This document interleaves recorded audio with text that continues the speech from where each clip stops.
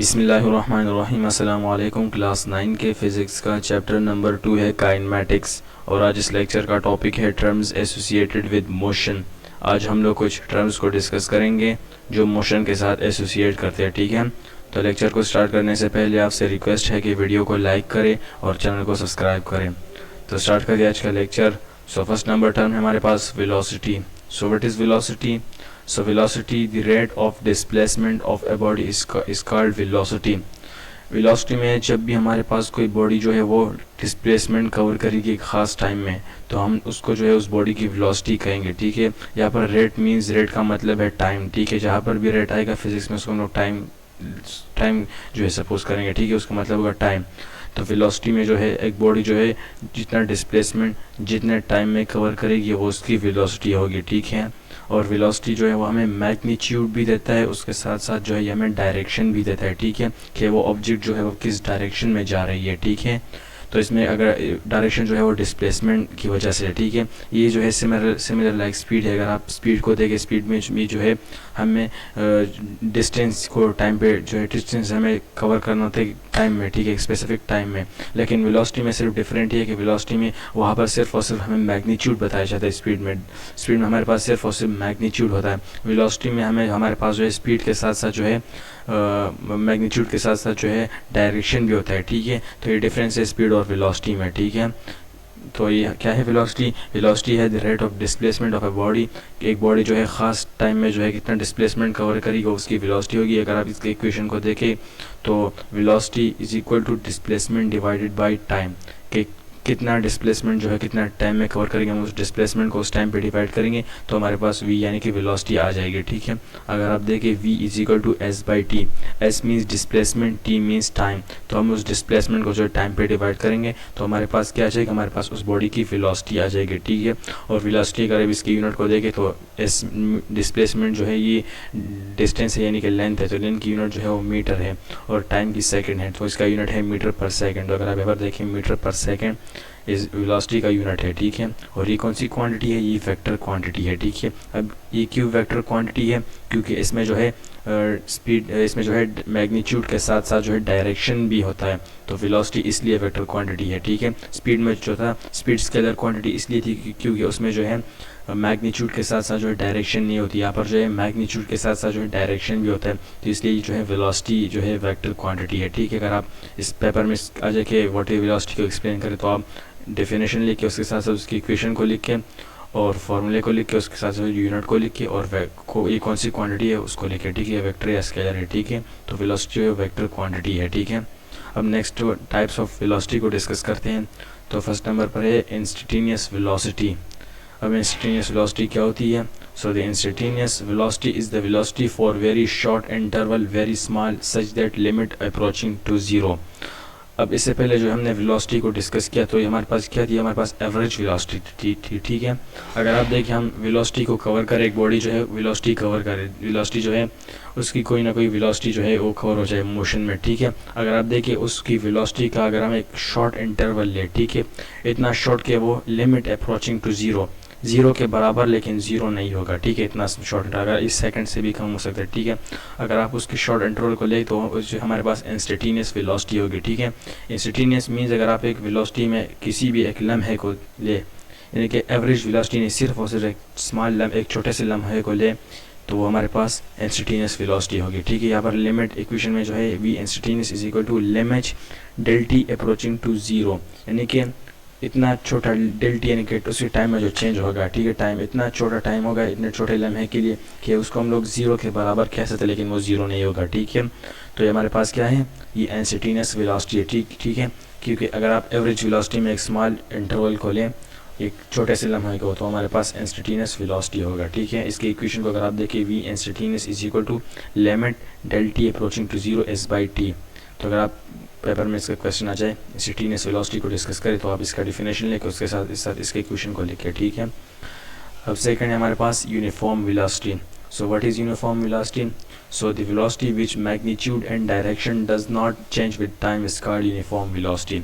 Uniform velocity में जो है हमारे पास मैग्नीट्यूड और उसके साथ साथ जो डायरेक्शन जो है वो कांस्टेंट रहेगा, चेंज नहीं होगा। ठीक है, इससे पहले अगर आप एवरेज वेलोसिटी में देखें, इसमें जो है वेलोसिटी जो है टाइम के साथ जो है इंक्रीज़ भी होती है, डिक्रीज़ भी होती है, लेकिन यूनिफॉर्म वेलोसिटी में जो है टाइम के साथ साथ जो है ये कांस्टेंट रहता है। ठीक है, वेलोसिटी अगर आप देखें, वेलोसिटी बढ़ भी जाए, इंक्रीज़ भी हो जाए, डिक्रीज़ भी हो जाए, लेकिन मैग्नीट्यूड जो होगा वो कांस्टेंट होगा। ठीक है, मैग्नीट्यूड और डायरेक्शन जो होगा वो कांस्टेंट होगा। ठीक है, तो ये क्या यूनिफॉर्म वेलोसिटी। अगर आप एक वेलोसिटी एवरेज वेलोसिटी को लें, उसको शॉर्ट इंटरवल में डिवाइड करें, तो हर इंटरवल में जो है वेलोसिटी सेम होगी। ठीक है, मैग्नीट्यूड और डायरेक्शन जो है वो चेंज नहीं होगा, तो वो क्या होगा, वो यूनिफॉर्म वेलोसिटी होगा। ठीक है, अगर एग्जाम बोर्ड पेपर में आ जाए तो आप लिखे कि यूनिफॉर्म वेलोसिटी हमारे पास वो वेलोसिटी जिसमें मैग्नीट्यूड और डायरेक्शन जो है वो चेंज नहीं होगा। ठीक है, तो हमारे पास यूनिफॉर्म वेलोसिटी है। ठीक है, नेक्स्ट टर्म है हमारे पास acceleration. So what is acceleration?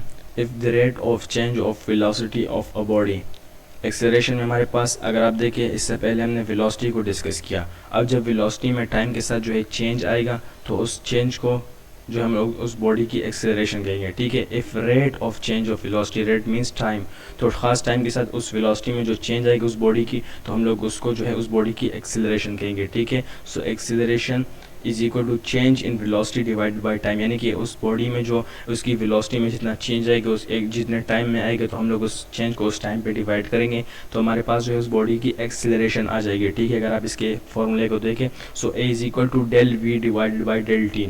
Del means physics में डेल हम लोग चेंज को कहते हैं। ठीक है, तो डेल वी यानी कि वेलोसिटी में जो चेंज आया है उसको हम लोग डेल टी यानी कि टाइम में जो चेंज है, तो velocity del V divide by del T उसको हम लोग डिवाइड करेंगे, तो हमारे पास एक्सेलरेशन आ जाएगा। ठीक है, एस डेल वी को हम लोग इस तरह से भी ले सकते हैं, वी एफ माइनस वी आई, यानी कि final velocity minus initial velocity. ठीक है, और डेल टी को हम लोग इस तरह से भी लिख सकते हैं कि T F minus T I, यानी कि final time minus initial time, तो हमारे पास डेल टी आ जाएगा। ठीक है, तो एक्सेलरेशन में हमारे पास एक बॉडी की वेलोसिटी में एक ख़ास टाइम के साथ चेंज आएगा, हम लोग उसको उस बॉडी की वेलोसिटी कहते हैं। ठीक है, इसका फार्मूला है change in velocity divided by time.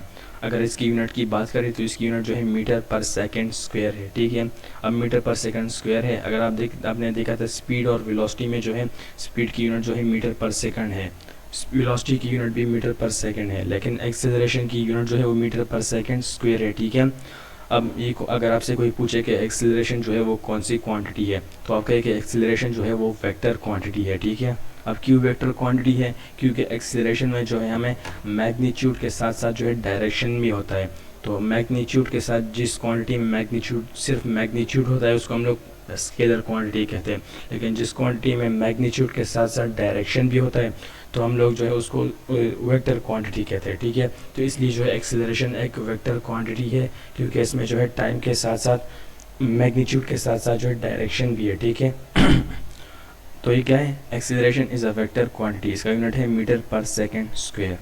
अब next types of acceleration, acceleration के टाइप्स को डिस्कस करते हैं। तो फर्स्ट नंबर है हमारे पास instantaneous acceleration. So what is instantaneous acceleration? Acceleration at a particular instant of time is known as instantaneous acceleration. Acceleration अगर आप देखें, हम लोग इससे पहले इस acceleration जो हमने जिस acceleration को डिस्कस किया वो हमारे पास एवरेज acceleration था। ठीक है, अगर हम लोग इस एवरेज acceleration के एक particular instant यानी कि एक शॉर्ट इंटरवल को ले, तो उसको हम लोग उस एवरेज के एक्सेलरेशन को हम लोग उसका इंस्टेंट एक्सेलरेशन कह सकते हैं। ठीक है, एक शॉर्ट पार्टिकुलर इंस्टेंट यानी कि एक शॉर्ट इंटरवल। अगर फार्मूले में अगर आप देखें a is equal to limit del T approaching to zero, ये डेल टी का मतलब है कि चेंज टाइम में जितना चेंज होगा वो इतना छोटा होगा, लिमिट अप्रोचिंग टू जीरो यानी कि वो जीरो के बराबर होगा। हम लोग उसको जीरो नहीं कह सकते, लेकिन वो जीरो के बराबर होगा। ठीक है, तो हमारे पास क्या है, वो हमारे पास इतना छोटा होगा कि वो जीरो के बराबर होगा, लेकिन हम लोग उसको जीरो नहीं कह सकते। ठीक है, वो 1 सेकंड से भी छोटा हो सकता है। ठीक है, तो ये क्या है, एक शॉर्ट पर्टिकुलर इंस्टेंट होगा एवरेज वेलोसिटी का, अगर वो उसको हम लोग इंस्टेंटेनियस एक्सेलरेशन कहेंगे। ठीक, सॉरी एवरेज एक्सेलरेशन का अगर आप एक शॉर्ट इंटरवल ले और वो इतना छोटा होगा कि वो जीरो के बराबर होगा लेकिन जीरो नहीं होगा, तो उसको हम लोग इंस्टेंटेनियस एक्सेलरेशन कहेंगे। ठीक है, फॉर्मूला है a is equal to limit del T approaching to zero del v divided by del t. तो ये क्या है, इंस्टेंटेनियस एक्सेलरेशन। अगर पेपर में आ जाए तो आप डेफिनेशन के साथ इसका फॉर्मूला भी लिखे। ठीक है, नेक्स्ट है हमारे पास uniform acceleration. So what is uniform acceleration? A body is said to have uniform acceleration if its acceleration is constant in all intervals। अगर आप देखें एक बॉडी की जो एवरेज एक्सेलरेशन है, ठीक है, अगर आप उसको एक शॉर्ट इंटरवल्स में डिवाइड करें, अगर आप देखें हर इंटरवल में उसकी एक्सेलरेशन जो है वो कांस्टेंट होगी, तो इसका मतलब है कि उस बॉडी की एक्सेलरेशन जो है वो यूनिफॉर्म एक्सेलरेशन है, ठीक है। यानी कि हर इंटरवल में उसकी एक्सेलरेशन जो है वो एक इक्वल होगी, दूसरे इंटरवल के साथ इक्वल होगी, तीसरे इंटरवल के साथ इक्वल होगी, तो सब जो है कांस्टेंट होगी, तो हम लोग उस बॉडी की उस एक्सेलरेशन को हम लोग यूनिफॉर्म एक्सेलरेशन कह सकते हैं, ठीक है, कि हर इंटरवल में उसकी एक्सेलरेशन जो है वो कांस्टेंट होगी, ठीक है। अब acceleration of a body is positive if its velocity increase with time. अगर एक बॉडी की जो वेलोसिटी है वो टाइम के साथ इंक्रीज़ करेंगे तो हम लोग उसके एक्सेलरेशन को पॉजिटिव एक्सेलरेशन कह सकते हैं, ठीक है। And acceleration of a body is negative if its velocity decreases with time. और अगर एक बॉडी की वेलोसिटी टाइम के साथ डिक्रीज़ होगी तो हम लोग उसको उस बॉडी की नेगेटिव एक्सेलरेशन कहेंगे, ठीक है। ये क्या है, ये नेगेटिव एक्सेलरेशन हम लोग तब कह सकते हैं कि एक बॉडी की वेलोसिटी जो है वो टाइम के साथ डिक्रीज़ करेंगे, ठीक है। और negative acceleration is also called declaration और रिटार्डेशन। और उस नेगेटिव एक्सीलरेशन को हम लोग जो है डिक्लेरेशन भी कह सकते हैं, रिटार्डेशन भी कह सकते हैं, ठीक है। या पेपर में क्वेश्चन आ जाए कि व्हाट इज़ डिफाइन डिक्लेरेशन या रिटार्डेशन, तो आप उसको इस तरह से कह सकते हैं कि acceleration of a body is negative, कि जब एक बॉडी की वेलोसिटी टाइम के साथ डिक्रीज़ करेंगे तो हम लोग जो है उसको उस बॉडी की नेगेटिव एक्सीलरेशन कहेंगे, और उस नेगेटिव एक्सीलरेशन को हम लोग जो है डिक्लेरेशन भी कह सकते हैं और रिटार्डेशन भी कह सकते हैं, ठीक है। तो ये क्या यूनिफॉर्म एक्सीलरेशन है और ये जो है डिक्लेरेशन या रिटार्डेशन है, ठीक है। तो ये था हमारे पास आज के लेक्चर। सो आई होप कि आपको ये आज का लेक्चर जो है वो क्लियर हो गया होगा। तो इस तरह की मज़ीद वीडियोस देखने के लिए हमारे चैनल को सब्सक्राइब करें और वीडियोस को लाइक करें, ठीक है। Thanks for watching, take care, अल्लाह हाफिज़।